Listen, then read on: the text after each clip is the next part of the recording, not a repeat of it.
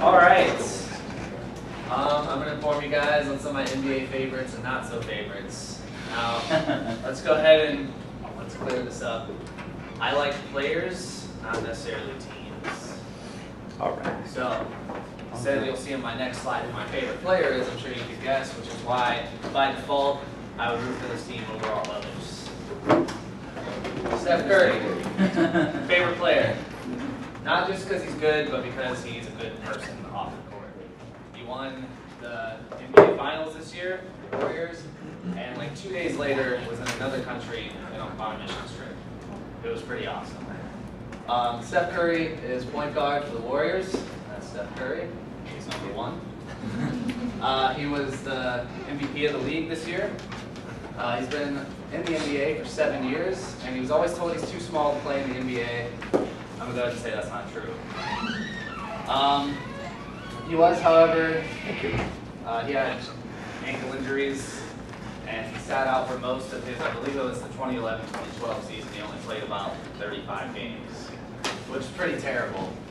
But this thing right here, when he points, every time he makes a basket, he always points up, you know, because he's a Christian and everything. So he's like, yeah, glory to God, stuff like that. Pretty cool. Nickname Chef Curry.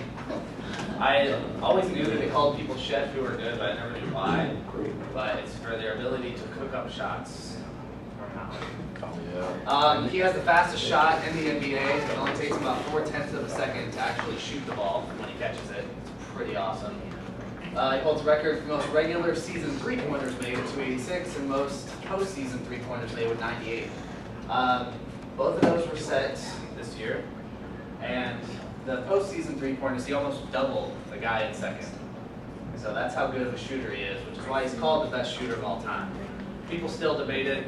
It's not debated. Sorry about it. No one shoots better than Steph Curry. I believe his three-point average has been over 40%, over 44% every year of his career.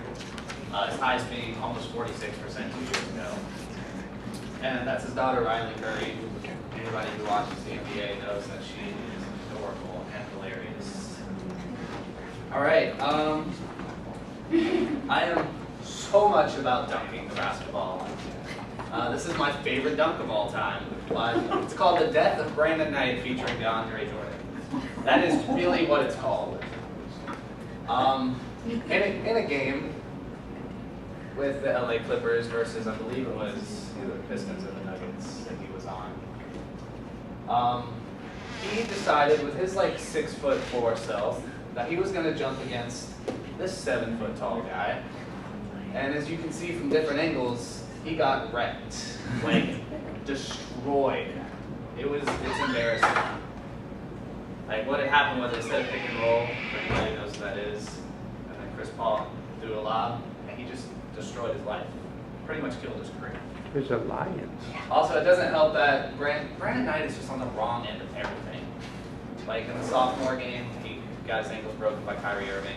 That was embarrassing. That was. All right, now favorite blocks. Can't argue with LeBron's blocks. Blocking Paul George, Derrick Rose, Thiago Splitter.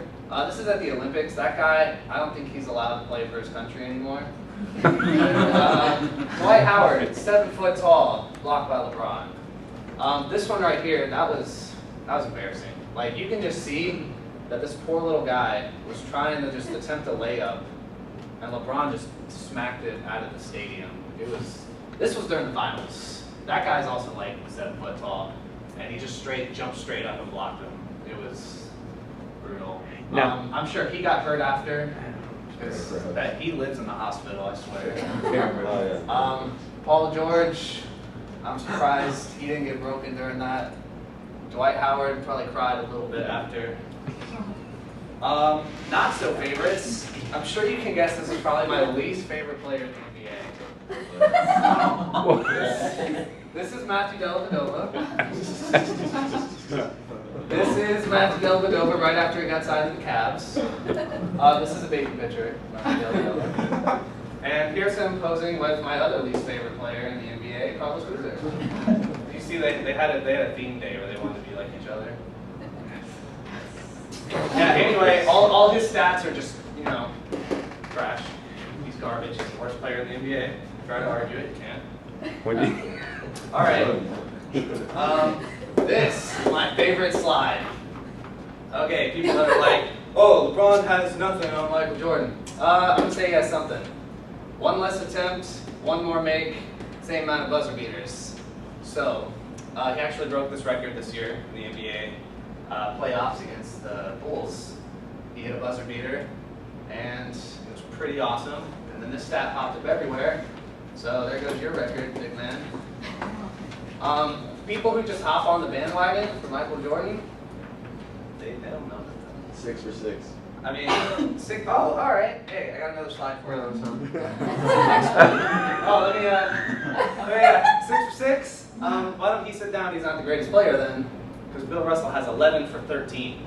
How many teams were in the NBA back then? Oh, I'm sorry. How many? That's what I thought. 11 or 6. So by the end of, yeah, this guy, this is Bill Russell.